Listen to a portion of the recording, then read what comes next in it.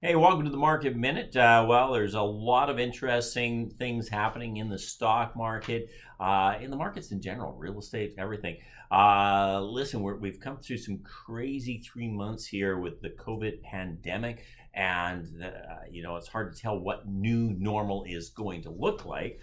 But people certainly have some confidence. There were some positive job numbers that came out of the amazing jobs report that came out in the States last week. The Dow Jones soars 1,000 points. Apple hits all-time high. Boeing goes up 17%.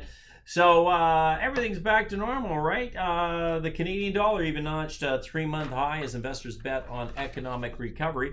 This in spite of the fact that we as a commodities-based country still have rather low oil prices. So, it's interesting. Then you look at today, the market's kind of hit the brakes a little bit. Not too surprising.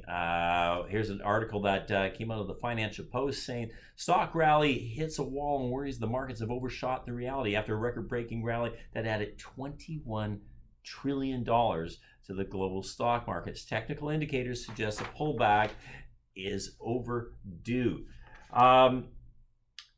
It's really interesting. That article goes on to say that sentiment in the U.S.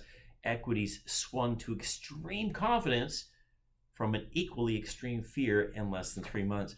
What does Warren Buffett always say? Markets are driven by fear and greed. My partner Harris and I were talking about that this morning, and really, this is nothing new.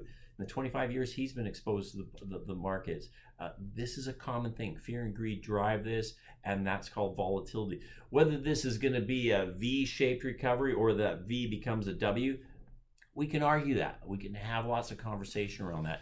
The one question I'd like to throw out there is, what's your definition of diversification? Because one of the things that we at Diversify Alternative Investments like to really emphasize with our clients is the need for true and proper diversification. Now, that doesn't just mean 60% stocks, 40% bonds. I mean diversification into assets that do not trade on the public markets, that are not exposed to the wild fluctuations and volatility.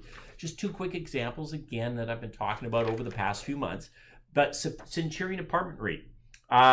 This REIT, you look at it and say, well, what happens if people lose their jobs and can't pay rent? What do the rents look like? Well, they just came out with a scorecard. If you'd like a copy of their scorecard, I'm happy to pass that along. It's just a monthly indicator that tells you where they sit. Year-to-date returns are up positive.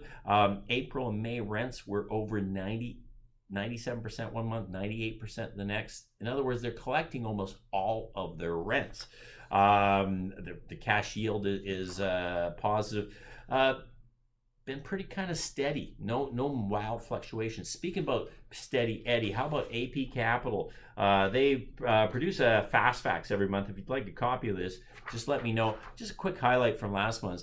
By the way, June 1st represented the 123rd consecutive month they've paid 7% per annum or more. That's 123 months in a row. If you're talking about boring, steady Eddie, if you like really exciting stuff, this is not for you. Go back in the stock market. A friend of mine recaptured 20% gains by capturing the March lows and selling a couple of weeks ago. But, again, if that's your style and you love that, jump in the market and have fun. But if you want something kind of in your portfolio that's steady Eddie, here's a good one, 7% per annum for 123 months in a row. Also, they collected 92% of their mortgage payments that were due were paid out on May 1st. So again, a lot of consistency there. And it's not to suggest that one is better than the other, but we'd like to suggest that if you'd like true diversification, get a mix of companies and products that are not trading on the stock market to complement the holdings within your RSP or TFSA that do trade on the stock market. Hope that makes sense. Please reach out to me if you'd like more information or have any questions. Peter@diversify.ca, or just give me a call. Thanks. I hope you guys have a great week, and we'll talk to you soon. Bye for now.